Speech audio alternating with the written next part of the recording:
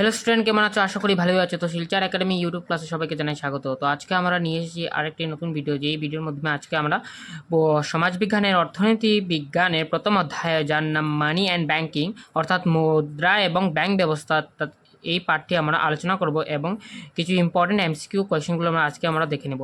তো প্রথমে আছি পাঠ্যে আলোচ্য বিষয়। তো পাঠ্যে আলোচ্য বিষয় হচ্ছে বিনিময় প্রথা এবং এর অসুবিধা। তারপর হচ্ছে মুদ্রার ক্রমবিকাশ, মুদ্রার ধারণা, বৈশিষ্ট্য, কার্যাবলী, শ্রেণীবিভাগ, ভূমিকা এবং অসুবিধাসমূহ আজকে আমরা এই পাঠে পড়ব। তারপরে আছে ব্যাংকের ধারণা, ব্যাংকের উৎপত্তি, শ্রেণীবিভাগ ও কার্যাবলী, ব্যাংকবিহীন বৃত্তি প্রতিষ্ঠানগুলো। তো এখানে আমরা ব্যাংক কি, ব্যাংকের কার্যাবলী, ব্যাংকের বৈশিষ্ট্য এগুলো পড়ব, এবং যেগুলো ব্যাংকবিহীন বিত্তীয় প্রতিষ্ঠান আছে, যেগুলো প্রাইভেট প্রতিষ্ঠান, তারগুলো আমরা এই পাঠে পড়ব। তো প্রথমে আমরা দেখে নিই বিনিময় প্রথা কী। তো বিনিময় প্রথা মানে মানে যাকে আমরা ইংলিশে বলি বার্টার সিস্টেম। তো বিনিময় প্রথা এখনকার প্রথা নয়, এটা অনেক প্রাচীন প্রথা। যখন মুদ্রা বা টাকার প্রচলন ছিল না, তখন বিনিময় প্রথার মাধ্যমে মানুষ নিজের প্রয়োজনীয় সামগ্রী আদান প্রদান করতো বা সংগ্রহ করে থাকতো। তো বিনিময় প্রথা হলো অ্যাকচুয়ালি কোনো সামগ্রীর পরিবর্তে কোনো সামগ্রীর প্রত্যক্ষ বিনিময়কেই বলা হয় বিনিময় প্রথা। তো বিনিময় প্রথা হচ্ছে কোনো সামগ্রীর পরিবর্তে কোনো সামগ্রী আদান প্রদানকে সাধারণত আমরা বিনিময় প্রথা বলে থাকি। তো বিনিময় প্রথার উদাহরণ বলতে গেলে, কোনো ব্যক্তি যদি চালের প্রয়োজন এবং সে তার চালের পরিবর্তে সবজি নিতে চায়, তখন সে এমন একজন ব্যক্তিকে খুঁজবে যে সবজির পরিবর্তে চাল নিতে চায়। তো এইভাবে একজন ব্যক্তি আরেকজন ব্যক্তিকে তার প্রয়োজনীয় জিনিস আদান প্রদান করে বিনিময় প্রথা সম্পূর্ণ করে থাকে। তো বিনিময় প্রথা ছিল প্রথমের একটি প্রথা, যার মাধ্যমে সকলে নিজের প্রয়োজনীয় জিনিস আদান প্রদান করে থাকতো। তো বিনিময় প্রথা তো বেসিক্যালি অতটুকুই বলা যায়। তারপরে যে বিনিময় প্রথার সমস্যাগুলো, তো বিনিময় প্রথার সমস্যাগুলো যদি বলি, দেখো বিনিময় প্রথার প্রধান অসুবিধাগুলো। তো এটি একটি পুরনো প্রথা, এর মধ্যে অনেক প্রকারের অসুবিধা ছিল। যেমন কি, প্রথম অসুবিধাটি হলো সংহতিবিহীন অভাব।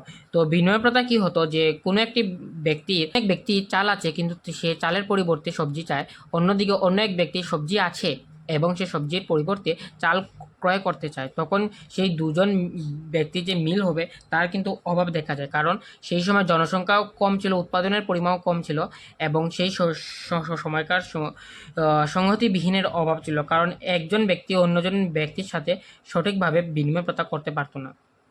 তো বিনিময় প্রথায় প্রথম অসুবিধাটি হলো সঙ্গতিবিহীন অভাব। এর মাধ্যমে কোনো ব্যক্তি অন্য ব্যক্তির সঙ্গে মিলবে যে সে চাল বেচতে চায় এবং সে সবজি ক্রয় করতে চায়, এবং এই দুজন ব্যক্তির মধ্যে যে মিল হচ্ছে, মিলের অভাব দেখা যায়, যা একটা বড় সমস্যা হয়ে দেখায় বিনিময় প্রথায়। তারপর আছে বিনিময় প্রথায় দ্বিতীয় সমস্যাটি। তো দ্বিতীয় সমস্যাটি বলতে হচ্ছে হিসাব নিকাশের জন্য সর্বজনগ্রাহ্য এককের অভাব। তো বিনিময়যোগ্য সামগ্রীর সংখ্যা প্রচুর, প্রতিটি সামগ্রীর মূল্য অন্য সামগ্রীর মাধ্যমে প্রকাশ করতে হবে। যেমন একটি আপেলের পরিবর্তে 3টি পেয়ারা বিনিময় হয়েছে, সুতরাং একটি আপেলের মূল্য 3টি পেয়ারার সমান। কিন্তু আপেলের বিনিময় তা কি কেবল এটি হবে? দেখো, বিনিময় প্রথা যে হচ্ছে কোনো সামগ্রীর পরিবর্তে অন্য কোনো সামগ্রীর বিনিময় হয়ে থাকে, যা আমরা দেখে থাকি। যেমন কি, একটি আপেলের পরিবর্তে 3টি পেয়ারা বিনিময় হয়ে থাকে, কিন্তু এটাই কি শুধু একটি আপেলের পরিবর্তেই কি শুধু 3টি পেয়ারার বিনিময় হয়ে থাকবে? এটা কিন্তু নয়। এখানে অনেক প্রকারের সামগ্রী আছে যার মাধ্যমে বিনিময় করা যায়, কিন্তু বাজারের সব সামগ্রী একে অপরের সঙ্গে বিনিময় যে হিসাব নিকাশটা, তার একটা অসম্ভব ব্যাপার হয়ে উঠেছে। কারণ এই ব্যবস্থায় মুদ্রা ছিল না। সাধারণত বিনিময় সামগ্রী কিছু বড় সামগ্রী ছিল এবং কিছু ক্ষুদ্র সামগ্রী ছিল। একজন ব্যক্তি অন্যজনের সঙ্গে এই বড় সামগ্রী এবং ক্ষুদ্র সামগ্রী বিনিময়ের নানা প্রকারের হিসাব নিকাশের সমস্যা দেখা যেত। এই সামগ্রী পৃথক পৃথক সামগ্রী বিনিময় হিসেবে প্রকাশ করা যেত না। সামগ্রী বিনিময় হার কেবল মুদ্রার মাধ্যমে প্রকাশ করার ফলে বিনিময় প্রথার এই অসুবিধাগুলো দূরীকরণ করা যেত। কারণ মুদ্রার মাধ্যমে যে কোনো সামগ্রীর মূল্য সঠিকভাবে নির্ধারণ করা যায়, কিন্তু কোনো সামগ্রীর পরিবর্তে কোনো সামগ্রীর মূল্য এটা সঠিকভাবে পরিবর্তন করা যায় না। কারণ কারোর মাছের প্রয়োজন এবং কারোর ডালের প্রয়োজন, তো মাছের সাথে ডালের পরিবর্তন কীভাবে হবে? বা ধরে নিতে পারো, কোনো একজন ব্যক্তি তার গরু বিক্রি করবে এবং গরু বিক্রি করে সবজি নিতে চাইলো বা চাল নিতে চাইলো, তো সবজি বা চাল যে আছে তার পরিবর্তে গরুর যে বিনিময়, সেটা তো অনেক বড় বিনিময় হয়ে যায়। সেখানে ও ক্রয় বিক্রয়ের অনেক একটা অসুবিধা দেখা দিয়ে থাকে, তাই হিসাব নিকাশের এখানে একটা অসুবিধা থাকে বিনিময় প্রথায়। তারপর হচ্ছে বিভাজনের অসুবিধা। বিভাজনের অসুবিধা, তে এই প্রশ্ন যদি বলি তো প্রথমেই বলেছিলাম যে কোনো এক ব্যক্তি যদি তার গরুর গরুর বিনিময়ে সে তার চাল বা ডাল নিতে চায় বা সবজি নিতে চায়, তাতে কিন্তু অনেক বড় একটি সমস্যা দেখা যায়। কারণ দুনো প্রকারের যে সামগ্রী আছে, দুনো প্রকারের দুই ব্যক্তি যে আদান প্রদান করছে তার কিন্তু মিল দেখা যায় না। কারণ হাতি বা গরু যে আছে, গরু এবং চালের বিনিময় একটা বড় বিনিময় হয়ে যায়, কারণ এখানের মধ্যে কোনো দামের মিল হচ্ছে না। তো সেই তেমনই একটি হাতির মালিক যদি হাতির পরিবর্তে 1 কিলোগ্রাম চাল নিতে চায়, তাহলে কিন্তু এখানে সেম একটি সমস্যা দেখা দিবে, কারণ চাল এবং একটি হাতির বিনিময় কিন্তু অনেক বড় বিনিময়। এখানে যদি মুদ্রার মাধ্যমে হতো, তো মুদ্রার বিভাজন অনেক সহজে হয়ে যায়, কারণ মুদ্রার বিভাজনের মাধ্যমে চালের কিলোগ্রাম তুমি 100 টাকা বা হোক 2 টাকায় তুমি করতে পারবে পুরনো সময়। কিন্তু এখানে যে পুরনো সময় ব্যবস্থা দেখিয়েছে বিনিময় প্রথা, সেখানে একটি হাতির পরিবর্তে কিন্তু 1 কিলোগ্রাম চাল নেওয়া, এটা একটি বড় সমস্যা দেখা যায়। তাই বিনিময় প্রথায় বিভাজনের অনেক বড় অসুবিধা ছিল। তারপর ছিল মূল্য ভাণ্ডারের অভাব। তো বিনিময় প্রথায় সবচেয়ে বড় অসুবিধা ছিল মূল্য ভাণ্ডারের অভাব। যেভাবে বর্তমান সময়ে আমরা টাকা সঞ্চয় করে আমরা রাখতে পারি এবং এই মূল্য ভাণ্ডারে আমরা প্রয়োজন সাপেক্ষে খরচ করতে পারি, কিন্তু তখনকার সময় প্রত্যেক সামগ্রী কিন্তু খুব বেশি দিন টিকিয়ে রাখা সম্ভব ছিল না। কারণ চাল বলো, ডাল বলো বা অন্য প্রকারের যেগুলো সামগ্রী যা বিনিময় মাধ্যম হিসেবে কাজ করতো, তা কিন্তু বেশি দিন ধরে জমিয়ে রাখা যেত না। তাই মূল্য ভাণ্ডারের একটি বড় সমস্যা বিনিময় প্রথা দেখা যেত। মূল্যবানের অভাবে যদি বলি, তো উদাহরণ হিসেবে ধরে নিতে পারো মাছ, দুধ, ডিম ইত্যাদি শাকসবজি যেগুলো আছে, তা কিন্তু অনেক দিন ধরে সঞ্চয় করে রাখা যায় না, সেই সামগ্রীগুলো নষ্ট হয়ে যায়। তার পরিপ্রেক্ষিতে যদি মুদ্রা আমরা অনেক দিন বছরের পর বছর যা সঞ্চয় করে রাখতে পারি এবং আমরা সেই প্রয়োজনের সাপেক্ষে আমরা তা ব্যয় করতে পারি। কিন্তু এখানে যে দুধ, ডিম বা অন্যান্য সামগ্রী আছে তা কিন্তু সহজে নষ্ট হয়ে যায়। তাই বিনিময় প্রথায় মূল্য ভাণ্ডার অভাব একটি বড় সমস্যা ছিল, যার কারণে তা বিনিময় প্রথা আজকে বর্তমানে এক্সিস্ট করে না। তারপর আসছি আমরা মুদ্রার ক্রমবিকাশের সংক্ষিপ্ত বিবরণ। যদি মুদ্রা বলি, আজকে যে আমরা মুদ্রাটি ব্যবহার করছি তা কিন্তু এক রাতের মধ্যে সৃষ্টি হয়নি, তা কিন্তু বেশ কিছু পর্যায় এবং অবস্থায় অতিক্রম করে সে মুদ্রা আজকে আমরা রূপে পরিণত হয়েছে। তো মুদ্রা যে আমরা আজকেই পাইনি, মুদ্রা আমাদের অনেক পর্যায় এবং অনেক সময় পার হয়ে যাওয়ার পরে মুদ্রার যে প্রয়োজনটা ছিল তা বোঝার পর মুদ্রার সৃষ্টি হয়েছে। তো মুদ্রার আগে বিনিময় প্রথায় ক্রমবিকাশের পর্যায় বলা যায়। এই সামগ্রী সীমিত অর্থে মুদ্রার কাজ করত। তো মোটামুটিভাবে মুদ্রার ক্রমবিকাশের 5টি পর্যায় আছে। এগুলো হচ্ছে বিনিময় প্রথা, জন্তুমান, অমুদ্রিত ধাতু মুদ্রা এবং কাগজের মুদ্রা। তো প্রথমে ছিল মুদ্রায় কোনো সামগ্রীর ক্রয় বিক্রয়ের জন্য আমরা যে মূল্য ব্যবহার করতাম, তো মূল্যের মধ্যে প্রথমে ব্যবহার করা হতো মুদ্রা বিনিময় প্রথা। তারপর হচ্ছে এলো জন্তুমান, তারপরে ছিল অমুদ্রিত ধাতুমান, তারপরে ছিল ধাতু মুদ্রা যা সোনা বা রূপার কয়েনগুলো ইউজ করা হতো। তারপরে এসেছে কাগজি মুদ্রা বা কাগজের মুদ্রা, যে কাগজি মুদ্রাটি বর্তমানে আমরা ইউজ করে থাকি। তো বিনিময় প্রথায় বিশেষ আমরা দেখতে পারি, ইতিমধ্যে আলোচনা করেছি যে এখানে তো প্রথমে ছিল বিনিময় প্রথা। তো বিনিময় প্রথা আমরা আলোচনা করে নিয়েছি যে বিনিময় প্রথা কী, বিনিময় প্রথা কীভাবে অসুবিধা হয়।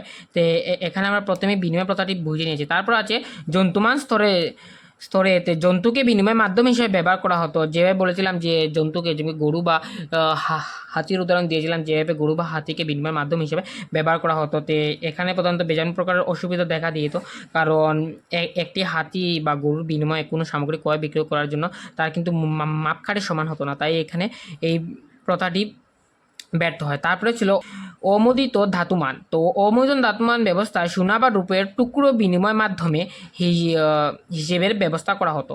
তো এই প্রকার নানা প্রকারের অসুবিধা দেখা দিত। প্রথম সোনা রূপার কার্যত্ব প্রত্যক্ষভাবে লেনদেনের সময় পরিষ্কার করতে হতো। এ দ্বিতীয় মূল্যবান ধাতু এমন স্থায় ও পরিবর্তে নিরাপদের বহন করে যাওয়াটা সবসময় সহজ ছিল না। যেমন কি অমূর্ত মুদ্রা ব্যবস্থায় যেগুলো, যেমন কি সোনা বা রূপার ধাতুগুলো ছিল, যাগুলো পরিবহন করে নিয়ে যাওয়ার অনেক প্রকারের অসুবিধা ছিল, কারণ তা চুরি হয়ে যাওয়ার অনেক আশঙ্কা ছিল এবং তা চুরি হয়ে যেত। অমুদ্রিত যে মুদ্রা ছিল তা ব্যবস্থা কিন্তু বেশি দিন পর্যন্ত চালিয়ে যেতে পারেনি, কারণ এখানে ডাকাতেরা বা অনেক প্রকারের চুরির জন্য এই মুদ্রা ব্যবস্থাটি বন্ধ হয়ে যায়। তারপর ছিল আমাদের রময়িত ধাতু ব্যবস্থার বিলুপ্তির পর ধাতুর মুদ্রার সৃষ্টি হলো। তো মুদ্রার সৃষ্টি হলো, কিন্তু এই ব্যবস্থায় অসুবিধা দেখা যায়। সোনারূপার যোগান স্থাপক প্রয়োজন হলেও উৎপাদন বৃদ্ধি করা যায় না। তাছাড়াও ব্যবসা বাণিজ্যের পরিবেশ বৃদ্ধির সঙ্গে সঙ্গে মুদ্রাগুলো পরিবর্তন স্থানে বহন করে নেওয়ার ক্ষেত্রে অসুবিধা দেখা যেত। তো ধাতু মুদ্রা যখন এলো, তো ধাতু মুদ্রা ঠিক তেমনই সোনারূপার মতো তার পরিমাণ এবং ওজনে বেশি থাকার জন্য তা ব্যবসা বাণিজ্যের জন্য এক জায়গা থেকে অন্য জায়গায় পরিবহন করে নেওয়া যেত না। তারপরে এই ধাতু মুদ্রাটিও বন্ধ হয়ে গেল। তারপর মুদ্রার ক্রমবিকাশের পঞ্চম পর্যায়ে কাগজি মুদ্রার প্রচলন হয়। এই মুদ্রা বহন করা অনেক সহজ। প্রথম অবস্থায় কাগজি মুদ্রা সোনা বা রূপা রূপান্তরিত করা হতো। কালক্রমে কাগজি মুদ্রাকে মুদ্রার হিসেবেই গণ্য করা হতো এবং রূপান্তরণ অপ্রয়োজনীয় হয়ে পড়লো। এইভাবে কাগজি মুদ্রা বর্তমান রূপ গ্রহণ করলো। তো কাগজি মুদ্রা এক স্থান থেকে অন্য স্থানে বহন করে নিয়ে যাওয়া অনেক ইজি হয়ে যায় এবং কাগজি মুদ্রাগুলো তার সোনা বা রূপায় রূপান্তরিত করা যায়। তার জন্য কাগজি মুদ্রা পরিবর্তনকালে বর্তমানে আমাদের যে ব্যবস্থা আছে, ট্রানজ্যাকশন ব্যবস্থা, তার মধ্যে কাগজি মুদ্রা স্থান গ্রহণ করে নেয়। তো বর্তমান উন্নয়ন এবং উন্নয়নশীল সমস্ত দেশে চেক বা মুদ্রা প্রচলিত বৃদ্ধি পেয়ে চলেছে। যদিও চেক মুদ্রা নয়, মুদ্রার পর বর্তমান একটা দাবি তৎপর্যায়ে আগন্ত ভবিষ্যৎ চেক নিজেই মুদ্রা হয়ে উঠবে। তো চেক মুদ্রা যে আসলে একটি মুদ্রা নয়, কিন্তু মুদ্রার ওপর একটি দাবি যে এই চেকের মধ্যে যত টাকা থাকবে তা ব্যাংকে তা চেক প্রদানকারী ব্যক্তিকে তা দিতে হবে। তারপর আছে মুদ্রা কি। তো ইংরেজি অর্থনীতিবিদ ডিজেন্ট্রি ক্রাউনথারের মতে বিনিময়ের মাধ্যম হিসেবে সাধারণ গ্রহণযোগ্যতার যোগ্য এবং সেই সঙ্গে সামগ্রীর মূল্য মাপকাঠি ও মূল্য ভাণ্ডার হিসেবে কার্য সম্পাদন করতে পারে এমন যে কোনো সামগ্রী হচ্ছে মুদ্রা।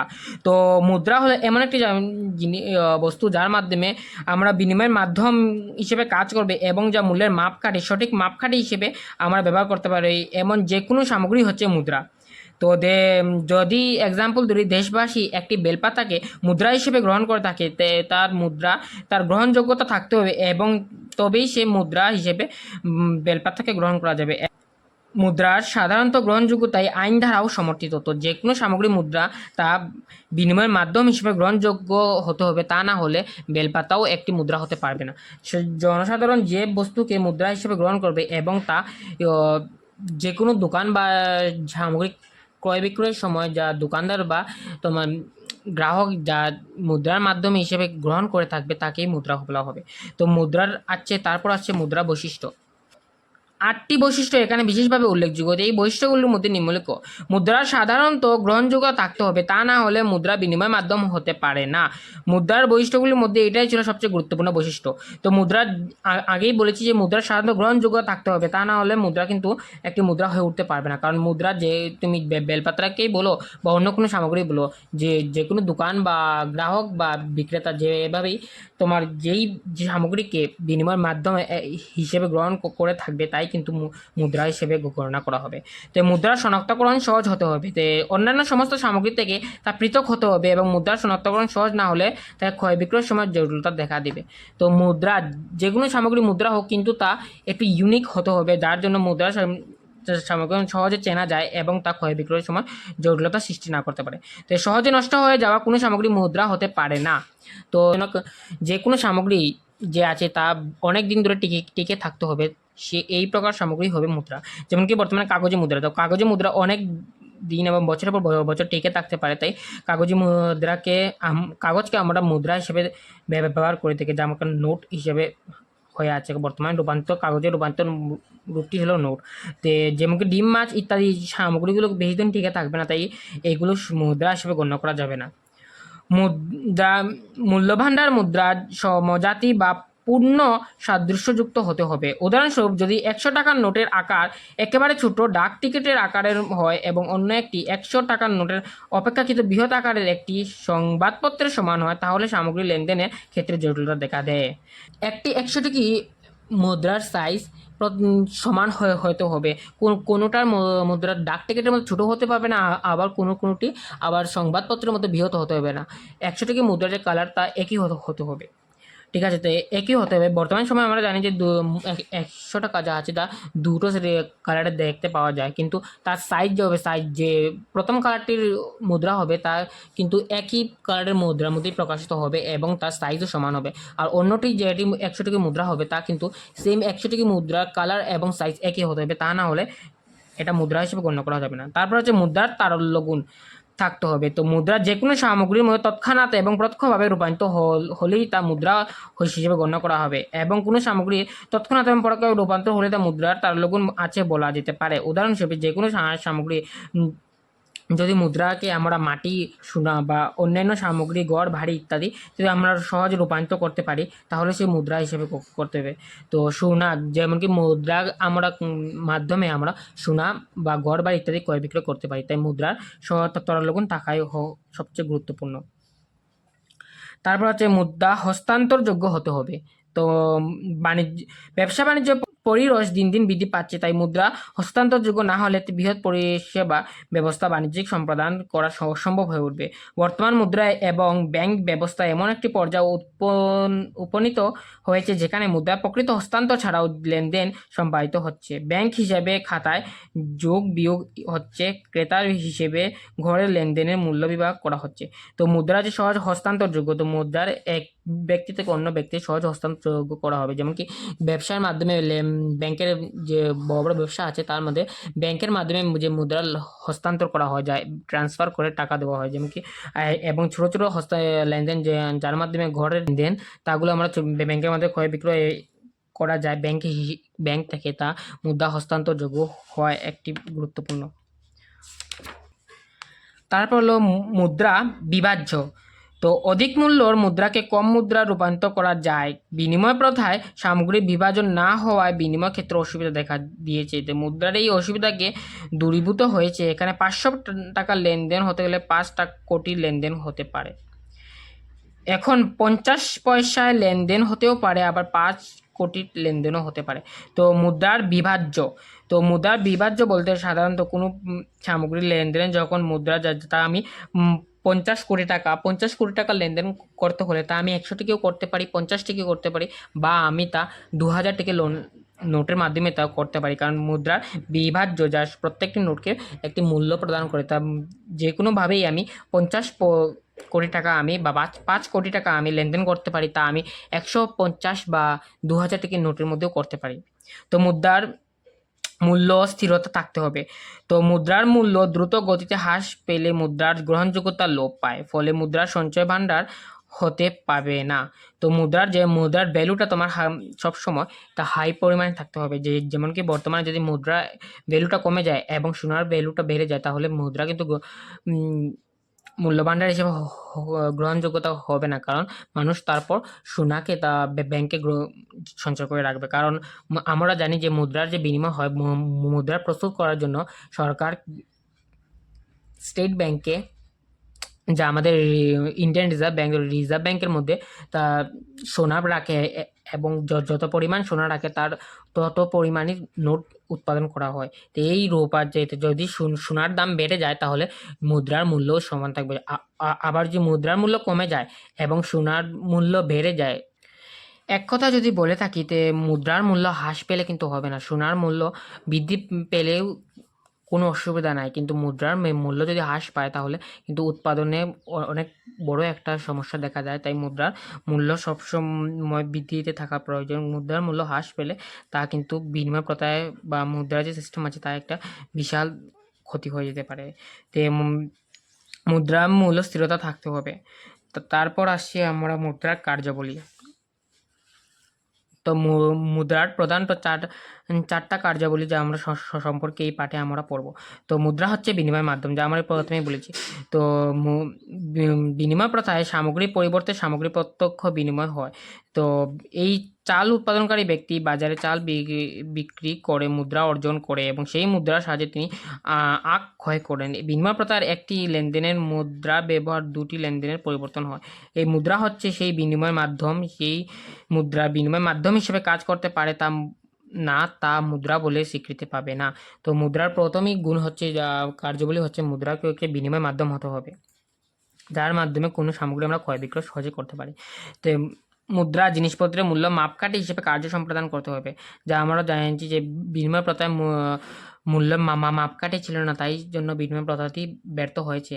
এবং যে মুদ্রার প্রথা আছে মুদ্রার প্রথাতে মুদ্রা জিনিসের মূল্য মাপকাঠি হিসেবে কার্য সম্পাদন করতে হবে। প্রত্যেকটি সামগ্রী পৃথক পৃথক মূল্য থাকে, তা মুদ্রার মাধ্যমে আমরা করতে পারি। সমস্ত আর্থিক সামগ্রীর মূল্য রয়েছে, মূল্য মুক্ত সামগ্রী কেবল কোনো মূল্য থাকে না, যেমন সূর্য রয়েছে, আলোক রশ্মি, নদী জল বাতাস ইত্যাদি, যাগুলো গ্রহণ করতে পারি তার জন্য আমাদের কোনো মূল্য দিতে হয় না।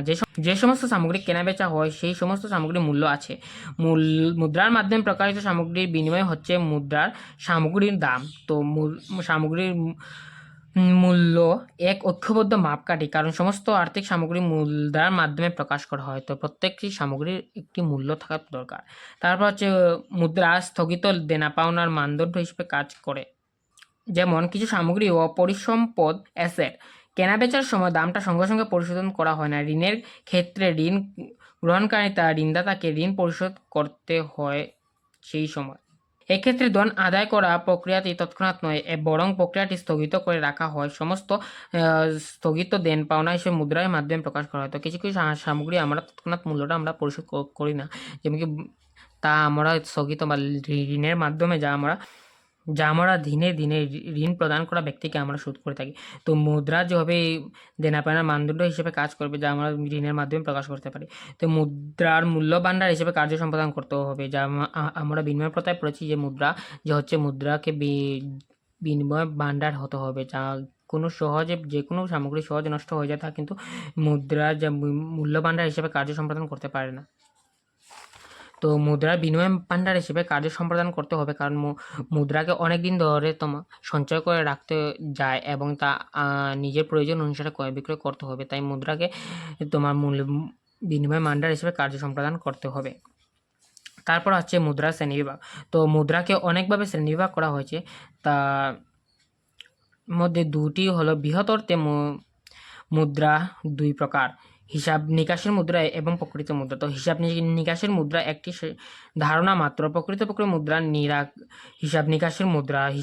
হিসাবের মুদ্রা সাধারণত পরিবর্তন হয় না, প্রকৃত মুদ্রায় রূপান্তর হয়। আজ যা প্রকৃত মুদ্রা ভবিষ্যতে তা প্রকৃত মুদ্রা না হতেও পারে, কিন্তু মুদ্রা যাই হোক না কেন সেই মুদ্রার হিসাব নিকাশের মুদ্রা হয়েই থাকবে। সাহায্যে আমরা হিসাব নিকাশের মুদ্রা পার্থক্য ব্যাখ্যা করে নিয়েছি। তো ভারতবর্ষের সংবিধানে প্রধানমন্ত্রী পদটি রয়েছে, কিন্তু সর্বদা একজন ব্যক্তি যে প্রধানমন্ত্রী হবে তা কিন্তু নয়। তো প্রধানমন্ত্রী পদে আসন্ন ব্যক্তি পরিবর্তন হতে পারে পরবর্তীকালে। তো যে প্রধানমন্ত্রী কাজ আছে এবং তার ভূমিকা পরবর্তী নির্বাচিত নেতা যে প্রধানমন্ত্রী বনবে সেই কাজটি বা ভূমিকাটি পালন করে যেতে হবে। তো মুদ্রার কয়েকটি শ্রেণীবিভাগ আছে, তা আমরা পরে নিতে। প্রকৃত মুদ্রার কয়েকটির মধ্যে হচ্ছে সামগ্রী মুদ্রা, জন্তু মুদ্রা, ধাতু মুদ্রা, কাগজি মুদ্রা।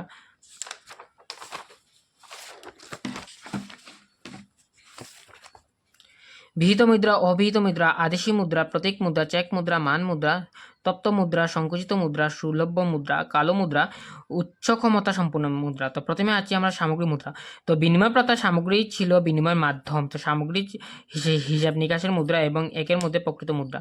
তো তারপর হচ্ছিল যা আমরা বিনিময় প্রথা দেখেছি। তারপর হচ্ছিল জন্তু মুদ্রা। জন্তু মুদ্রার মাধ্যমে এক যন্ত্রের বিনিময়ে অন্য কিছু সামগ্রিক ক্রয় বিক্রয় করা হতো। তারপর ছিল ধাতু মুদ্রা। ধাতু মুদ্রা যে দুই প্রকারের ধাতু পৃথকভাবে এই বিনিময় মাধ্যম হিসেবে ধাতু মুদ্রা হিসেবে প্রচলিত ছিল। তারপর ছিল কাগজি মুদ্রা, যা বর্তমানকালে প্রচলিত হচ্ছে। প্রথম তিনটি মুদ্রা সামগ্রী মুদ্রা, জন্তু মুদ্রা এবং ধাতু মুদ্রা তা বিনিময় মাধ্যমে প্রচলিত ছিল প্রথম দিকে। তারপরে বর্তমান সময়ে কাগজি মুদ্রা, যা আমরা বর্তমানে ব্যবহার করে থাকছি। তারপর আছে বিহিত মুদ্রা। বিহিত মুদ্রা যে মুদ্রা গ্রহণযোগ্য তা বিবিধসম্মত হয় সেই মুদ্রা বিহিত মুদ্রা। এমন যে গ্রহণ করার আপত্তিক দর্শনে সেই ব্যক্তি আইন অনুসারে দণ্ডিত হবে। বিহিত মুদ্রা দুই প্রকার, সীমিত বিহিত মুদ্রা এবং অসীমিত বিহিত মুদ্রা। তো সসীম বিহিত মুদ্রা, যে বিনিময় মুদ্রা মাধ্যমে সীমিত মূল্যে লেনদেন কেবল সম্পাদন করা হয় তাকে সসীম বিহিত মুদ্রা বলা হয়, এবং অসীম বিহিত মুদ্রার মাধ্যমে যে সামগ্রীর বিরুদ্ধে বৃহৎ পরিমাণে আমরা লেনদেন করে থাকি তাকে আমরা অসীম বিহিত মুদ্রা বলে থাকি। অভিহিত মুদ্রা, যে মুদ্রা গ্রহণযোগ্যতা আইনসঙ্গত নয়, অর্থাৎ যে মুদ্রা গ্রহণ না করলেও আইন অমান্য করা বোঝায় না, সেই মুদ্রাকে বলে অভিহিত মুদ্রা, যেমন চেক মুদ্রা। তারপর আছে আদেশিক মুদ্রা। সরকার আদেশ ভিত্তিতে যে মুদ্রা বিনিময় মাধ্যম হিসেবে গ্রহণ করা হয় সেই মুদ্রাকে হচ্ছে আদেশিক মুদ্রা। তো সরকারি কর্তৃক দ্বারা প্রকাশিত যে মুদ্রা হচ্ছে তাকে আদেশিক মুদ্রা বলা হয়। তারপর প্রতীক মুদ্রা। প্রতীক মুদ্রার প্রদর্শিত মূল্য বা খোদিত মূল্য বা লিখিত মূল্য, তার অন্তর্নিহিত মূল্য, ধাতুর মূল্য চাইতে অধিক সেই মুদ্রাকে বলে প্রতীক মুদ্রা। তো প্রতীক মুদ্রার বিষয়ে আমরা জেনে নিচ্ছি। তারপরে এসেছে আমরা চেক মুদ্রা। তো চেক মুদ্রা প্রকৃতপক্ষে চেক মুদ্রা নয়, মুদ্রার উপরে বর্তানো একটি দাবি মাত্র। একটি চেকের কোনো সাধারণ গ্রহণযোগ্য থাকে না। উদাহরণ হিসেবে তুমি একটি বই কিনলে, বইটির দাম 200 টাকা হলে চেকের মাধ্যমে তুমি লিখে তুমি দোকানদারকে দিয়ে দোকানদার তা গ্রহণ করতে নাও পারে, তাহলে তুমি তার উপরে কোনো কানুনি বা আইনত কার্যকরী করতে পারবে না, কারণ সে চেক মুদ্রা গ্রহণ নাও করতে পারে। তারপর আছে মান মুদ্রা। তো মান মুদ্রা আছে দেশের মুদ্রার একটি একক। এই এককের সঙ্গে অন্যান্য এককের মূল্য সম্পর্কিত। ভারতবর্ষে মান মুদ্রা হচ্ছে টাকা। 1 পয়সা 1 টাকার 100 ভাগের 1 ভাগ। তারপর হচ্ছে তপ্ত মুদ্রা। তো গভীর অর্থনৈতিক সংকটে কবলে পড়লে একটি দেশ মুদ্রার মূল্য নিয়ে যখন জল্পনা কল্পনা অন্ত থাকে না, তখন যে দেশে মূলধন বহির্গম ঘটে সেই মুদ্রাকে বহির্গম তপ্ত মুদ্রা সৃষ্টি করে। তো সংকুচিত মুদ্রা, কেন্দ্রীয় ব্যাংক কার্যের মাধ্যমে সংকুচিত মুদ্রা সৃষ্টি করে। উদাহরণস্বরূপ বলা যায়, রিজার্ভ ব্যাংক অফ ইন্ডিয়া সুদের হার বৃদ্ধি করলে সদস্য ব্যাংকগুলো কম পরিমাণে ঋণ গ্রহণ করবে। এই সদস্য ব্যাংকগুলো সুদের হার বৃদ্ধি করে নেবে এবং ঋণ গ্রহণকারী ব্যাংকের কাছ থেকে কম পরিমাণে ঋণ গ্রহণ করবে। মুদ্রার ফলে যে যোগান কমে যায় একে সংকুচিত মুদ্রা বলে। তো সংকুচিত মুদ্রায় দেখা যায় কেন্দ্রীয় ব্যাংক যখন তার সুদের হার বেশি করে দেয়, তখন তার যে সহযোগী বা ছোট ব্যাংকগুলো আছে যা কেন্দ্রীয় ব্যাংক থেকে, রিজার্ভ ব্যাংক থেকে লোন নেয়, তারা সেই কম পরিমাণে লোন নেবে এবং কম পরিমাণে তা মার্কেটের মধ্যে লোন প্রদান করা হবে, যার ফলে মুদ্রার পরিমাণ সংকুচিত হবে। তাই এই মুদ্রাকে সংকুচিত মুদ্রা বলে। তো সুলভ মুদ্রা, কেন্দ্রীয় ব্যাংক সুদের হার হ্রাস করলে ঋণ গ্রহণকারী অধিক ঋণ নেবে এবং ঋণ যোগান বৃদ্ধি পাবে। এইভাবে সুলভ মুদ্রা সৃষ্টি হবে। তো সুলভ মুদ্রার মধ্যে কেন্দ্রীয় ব্যাংক যখন সুদের হার কম করে দেবে, তখন তার সহযোগী ব্যাংকগুলো প্রচুর পরিমাণে ঋণ গ্রহণ করবে এবং সে মার্কেটের মধ্যে কম সুদের হারে ঋণগুলো মার্কেটে দেবে এবং লোকেরা এই ঋণগুলো গ্রহণ করবে, যার ফলে সুলভ মুদ্রা সৃষ্টি হবে। কালো মুদ্রা, তো অর্থনৈতিক অপরাধের ফলে কালো মুদ্রার সৃষ্টি হয়। তো কালো মুদ্রা আয়কর ফাঁক দিয়ে যে মুদ্রাগুলো সঞ্চিত করা হয় তাকে কালো মুদ্রা বলে। তো কালো মুদ্রার একটি উদাহরণ বলি, যে একজন ব্যক্তি 5 লাখ টাকার ব্যবসায়ী মাসিক 5 লাখ টাকা উপার্জন করে এবং সে তার মুদ্রা থেকে আয়কর ফাঁক দিয়ে থাকে, তো বছরে তার যে টাকা জমে থাকবে। কালো মুদ্রা উচ্চ ক্ষমতাসম্পন্ন মুদ্রা, একটি দেশে যোগানপ্রাপ্ত যে মুদ্রা অংশ কেন্দ্রীয় ব্যাংক প্রত্যক্ষভাবে নিয়ন্ত্রণ করে সেই মুদ্রাই হচ্ছে উচ্চ ক্ষমতাসম্পন্ন মুদ্রা। তো একটি দেশে প্রাপ্ত ধন যে কেন্দ্রীয় ব্যাংক প্রত্যক্ষভাবে নিয়ন্ত্রণ করে সেই মুদ্রা হচ্ছে অতি কম। এই মুদ্রা নিয়ন্ত্রণের মাধ্যমে কেন্দ্রীয় ব্যাংক মুদ্রার যোগান কম করে দিতে পারে। তো এই পর্যন্ত আমরা মুদ্রার শ্রেণীবিভাগ পর্যন্ত আজকে আমরা পড়লাম। তারপর দেখে নিয়ে আসো আমরা আজকের যে ইম্পর্টেন্ট এমসিকিউ কোয়েশ্চেনগুলো আছে। তারপরে আমরা মুদ্রার ভূমিকা থেকে কন্টিনিউ করব ব্যাংক ব্যবস্থা এবং সংহতিবিহীন ব্যাংকগুলোর ডিসকাশনটা সেরে নেব এবং পাঠ্যভিত্তিক প্রশ্ন উত্তরগুলো তো আমরা নেক্সট ক্লাসের ডিসকাশনের সঙ্গে শেষ করে নেব। আমরা আসছি এমসিকিউ কোয়েশ্চেন।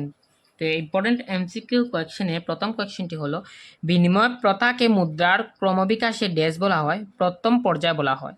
তো পণ্য বিনিময় প্রথার দ্রব্যর বদলের দ্রব্যর বিনিময় ড্যাশ সংগঠিত করে, প্রত্যক্ষভাবে দ্রব্যর বিনিময় সংগঠিত করে থাকে। বিনিময় প্রথায় কার্যকারী হওয়ার জন্য ড্যাশ ব্যক্তির অভাব পরস্পরই পরিপূরক হতে হবে। তো দুজন ব্যক্তির অভাব পারস্পরিক হতে হবে। মুদ্রা যে কার্য করে তাহাই মুদ্রা। ও উক্তিটি করেছিলেন ড্যাশ। ওয়াকার উক্তিটি করেছিলেন কালো মুদ্রার উৎপত্তির কারণ হলো ড্যাশ। অর্থনৈতিক অপরাধ কালো মুদ্রার সৃষ্টি করে। তারপরে প্রশ্ন হচ্ছে মুদ্রার নিয়ন্ত্রণের মাধ্যমে ড্যাশ মুদ্রার যোগান কম বেশি করতে হয়। কেন্দ্রীয় মুদ্রার পরিবর্তনের মাধ্যমে কেন্দ্রীয় ব্যাংক মুদ্রার যোগান কম বেশি করতে হয়। অর্থনীতিবিদ ক্রাউথানের মতে ড্যাশ ব্যাংক পূর্বপুরুষ। অর্থনীতিবিদ ক্রাউথানের মতে সবকটি ব্যাপারী সোনার ঋণদাতা মহাজন হলো ব্যাংকের পূর্বপুরুষ। দেশের সমস্ত মানুষের মধ্যে প্রচলিত মুদ্রাকে ড্যাশ বলে, প্রকৃত মুদ্রা বলে। যে মুদ্রা গ্রহণ না করলে আইন উল্লঙ্ঘন করা বোঝায় না, সেই মুদ্রাকে হয় অভিহিত মুদ্রা। মন্তে শব্দটি বদলে জার্মানরা ড্যাশ শব্দটি ব্যবহার করেছিল। মন্তে শব্দটি বদলে জার্মানরা ব্যাংক শব্দটি ব্যবহার করেছিল। 1656 সালে স্থাপিত সুইডেনের ড্যাশ সবচেয়ে পুরনো কেন্দ্রীয় ব্যাংক। 1656 সালে স্থাপিত সুইডেনের ফেডারেল ব্যাংক সবচেয়ে পুরনো কেন্দ্রীয় ব্যাংক। ভারতবর্ষে ড্যাশ সনে ব্যাংক অফ হিন্দুস্তান নামে প্রথম ব্যাংক স্থাপিত করা হয়েছিল। ভারতবর্ষে 1770 সালে ব্যাংক অফ হিন্দুস্তান নামে প্রথম ব্যাংক স্থাপন করা হয়েছিল। স্থানীয় প্রচেষ্টায় ভিত্তিতে 1926 সালে গড়ে ওঠা অসমের প্রথম ব্যাংক হচ্ছে dash Guwahati bank. Dash bank একটি দেশের ব্যাংক ব্যবস্থাকে প্রধান ব্যাংক। কেন্দ্রীয় ব্যাংক একটি দেশের ব্যাংক ব্যবস্থার প্রধান ব্যাংক। তারপরে প্রশ্ন হচ্ছে কেন্দ্রীয় ব্যাংক হচ্ছে ব্যাংকগুলোর ব্যাংক। উক্তিটি কার? তো স্যামুয়েলসনের উক্তি মতে কেন্দ্রীয় ব্যাংক হচ্ছে ব্যাংকগুলোর ব্যাংক। কাগজি মুদ্রা যোগান দেবার একমাত্র অধিকার আছে কেন্দ্রীয় ব্যাংকের। কাগজি মুদ্রা একমাত্র যোগান কেন্দ্রীয় ব্যাংক দিতে পারে। ভারতবর্ষের কেন্দ্রীয় ব্যাংক ভারতবর্ষের reserve bank of India dash সনে স্থাপিত হয়েছিল। 1935-এ ভারতবর্ষের রিজার্ভ ব্যাংক অফ ইন্ডিয়া স্থাপিত হয়েছিল। ভারতীয় ক্ষুদ্র ব্যাংক সিডবি মুখ্য কার্যালয় ড্যাশ অবস্থিত। তো ভারতের ক্ষুদ্র ব্যাংক সিডবি মুখ্য কার্যালয় লখনৌ অবস্থিত। ভারতের প্রধান 14টি বাণিজ্যিক ব্যাংক প্রথম রাষ্ট্রীয়করণ করা হয়েছিল 1969 সালে। প্রথম রাষ্ট্রীয়করণ করা হয়েছে। অসম সমবায় অ্যাপেক্স ব্যাংক লিমিটেড স্থাপিত হয়েছিল 1948 সনে। বিহিত মুদ্রার একটি উদাহরণ হলো একটি 100 টাকার নোট। কাগজি মুদ্রা কাহাকে বলে? কাগজি মুদ্রা বলতে সাধারণত ব্যাংকের নোট এবং সরকারি নোটকে বোঝানো হয় যা সর্বজন গৃহীত। পণ্য বিনিময় প্রথা কি? একটি পণ্যর বদলে অন্য আরেকটি পণ্য গ্রহণের ব্যবস্থা কি পণ্য বিনিময় প্রথা বলে? একটি জিনিসের দাম বলতে কি বুঝো? মুদ্রারূপে প্রকাশিত জিনিসের মূল্যই হলো জিনিসটির দাম। হিসাব মুদ্রা বলতে কি বুঝো? তো দেশের হিসাবপত্রের এবং কেনা বেচার কার্যে ব্যবহৃত মুদ্রাকে হিসাব মুদ্রা বলা হয়। তারপর প্রকৃত মুদ্রা কি? বস্তুর কেনাবেচা এবং ঋণ লেনদেনের ক্ষেত্রে ব্যবহৃত মুদ্রাকে প্রকৃত মুদ্রা বলা হয়, যা প্রকৃত মুদ্রা বর্তমানে আমরা ব্যবহার করে থাকি, যা হলো কাগজ মুদ্রা।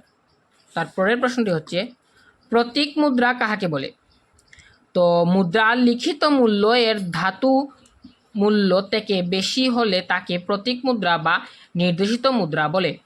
তো কোনো মুদ্রার যদি লিখিত মুদ্রা থেকে তার ধাতুর মুদ্রা অনেক বেশি হয়ে থাকে তাহলে তাকে প্রতীক মুদ্রা বলে। আদেশ মুদ্রা কি? সরকার আদেশ অনুযায়ী প্রচলিত মুদ্রাকে আদেশ মুদ্রা বলে, যা আমি আগেই আলোচনা করেছিলাম। বিহিত মুদ্রা কি? সরকারের আইনের দ্বারা বলবদ্ধ করা মুদ্রাকে বিহিত মুদ্রা বলে। ঋণ মুদ্রা কি? বাণিজ্যিক ব্যাংকগুলোর দ্বারা সৃষ্টি করা আমানতকে আমানত বা ঋণ মুদ্রা বলে। যদি সহজ কথায় বলি, বাণিজ্যিক কার্যের জন্য ব্যাংকগুলো থেকে ঋণ যে গ্রহণ করা হয় সেই মুদ্রাকে ঋণ মুদ্রা বলা হয়। মুদ্রাস্ফীতি বলতে কি বোঝায়? অবিরাম গতিতে দ্রব্যমূল্যের বস্তু বৃদ্ধি পেলে যা মুদ্রার মূল্য হ্রাস পেয়ে তাকে মুদ্রাস্ফীতি বলে। তো মুদ্রাস্ফীতি যদি সহজ কথায় বলি, তো অবিরাম কোনো বস্তুর যদি মূল্য বৃদ্ধি পেয়ে থাকে তাহলে যে মুদ্রার মূল্য আছে তা হ্রাস পেয়ে থাকে, তাহলে তাকে মুদ্রাস্ফীতি বলে। মুদ্রার সংকুচন কি?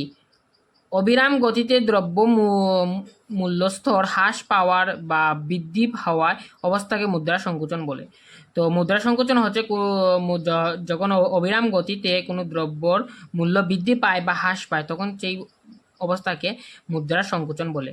কাগজি মুদ্রা কি? কাগজি মুদ্রা বলতে সাধারণত ব্যাংক নোট এবং সরকারি নোটকে বোঝায় কাগজি মুদ্রা, যা সর্বজনে গৃহীত হয়। হিসাব নিকাশের মুদ্রা কি? যে মুদ্রার সাহায্যে হিসাব নিকাশ চালানো হয় সেই মুদ্রাকে হিসাব নিকাশের মুদ্রা বলা হয়। তো এটাই ছিল মানি অ্যান্ড ব্যাংকিং অর্থাৎ মুদ্রা এবং ব্যাংক ব্যবস্থার এমসিকিউ কোয়েশ্চেন, যা গুরুত্বপূর্ণ থাকবে তোমাদের পরীক্ষার জন্য। এবং নেক্সট পার্টে আমরা পাঠ্যভিত্তিক সংক্ষিপ্ত প্রশ্ন উত্তর এবং বাকি যেগুলো রয়েছে তা আমরা আলোচনা করব। এই লেকচার এবং নোটসের মধ্যে যদি কোনো প্রশ্ন থাকে তাহলে তোমরা কমেন্ট বক্সে কমেন্ট করে দিও, তার আমি উত্তর দেওয়ার চেষ্টা করব। এবং এই ভিডিওটা তোমাদের বন্ধুদের সাথে শেয়ার করে দিও, তারা যাতে এই সুযোগ থেকে বঞ্চিত না হয়।